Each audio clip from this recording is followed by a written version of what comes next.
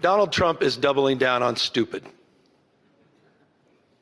California has been a leader in climate policy going back to Ronald Reagan.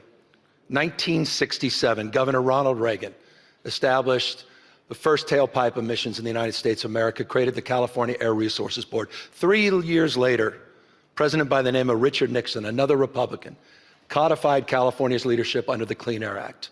Never in the history of the United States of America has there been a more destructive president than the current occupant in the White House in Washington, D.C. He's trying to recreate the 19th century. He's a wholly owned subsidiary of big oil, gas, and coal. He's quite literally reopening coal plants in the United States of America. He's received close to $500 million in campaign contributions. He asked for $1 billion, look it up, in return for basically eliminating all regulations in the United States of America. De facto, he just did that yesterday with federal regulations and the endangerment finding. It is code red in terms of American leadership in this space. Low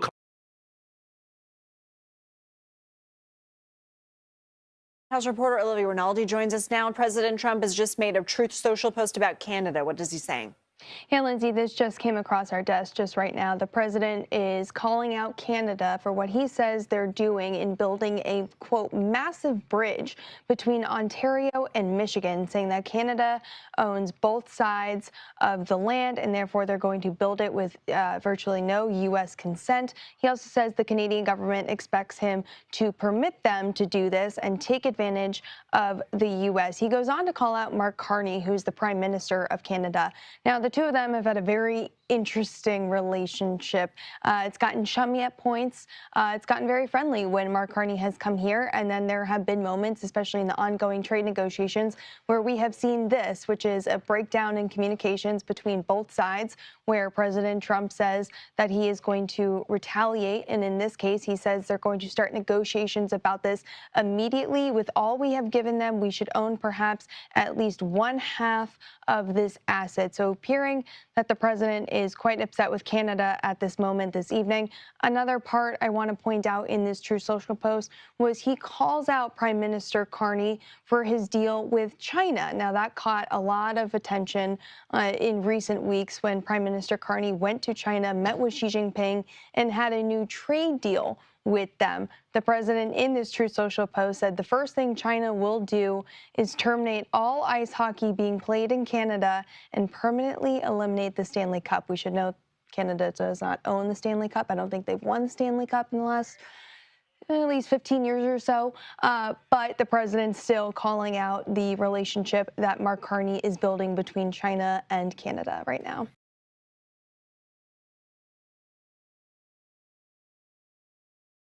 I wasn't aware of it, no. I didn't. I actually haven't spoken to him about it. I wasn't. But from what I hear, he was there with his wife and children. And I guess in some cases, some people were. I wasn't. I was never there. I wasn't aware of it, no. President Trump yesterday dealing a major blow in the effort to combat climate change. The Trump administration has repealed an EPA rule that classified carbon dioxide and 5 other greenhouse gases as a threat to the public. The landmark rule, known as the endangerment finding, was established under President Obama in 2009. It underpins emission standards and rules for vehicles, power plants, and oil and industry facilities. In response to yesterday's announcement, several organizations have already announced their intention to sue. President Trump. So hard on this, and some other terrific people. Thank you very much. But I'm pleased to be joined today by EPA Administrator Lee Zeldin, who you all know, and to announce the single largest deregulatory action in American history. That's a big statement in American history, and I think we can add the words by far. Under the process just completed by the EPA, we are officially terminating the so-called endangerment finding, a disastrous Obama-era policy that severely damaged the American auto industry and massively drove up prices for American consumers. Prices went up incredibly for a worse product. This action will eliminate over $1.3 trillion of regulatory costs and help bring car prices tumbling down dramatically. You're going to get a better car. You're going to get a car that starts easier, a car that works better for a lot less money.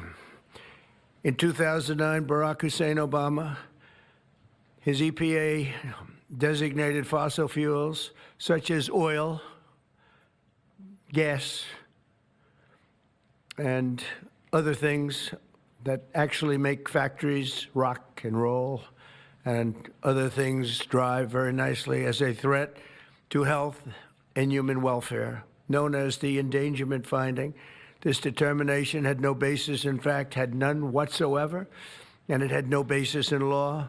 On the contrary, over the generations, fossil fuels have saved millions of lives and lifted billions of people out of poverty and all over the world. And you see it with the blackouts all over where they don't use it, where they went to wind, intermittent wind, which is weak and ineffective and very, very costly, most costly energy there is. And people are dying because there was no air conditioning or there was no heating. Lots of other things, bad things happened. And yet this radical rule became the legal foundation for the Green New Scam, one of the greatest scams in history, probably as great, maybe even greater than Russia hoax, etc., which the Obama and Biden administration used to destroy countless jobs. And the jobs have been just decimated. Although they're all coming back because of tariffs, they're all coming back into our country at levels we've never seen before. The U.S., but it raised prices and caused immense harm to the we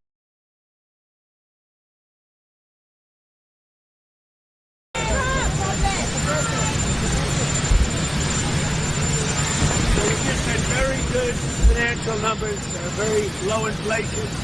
We brought costs way down, and the numbers were surprising, except to me, they weren't surprising.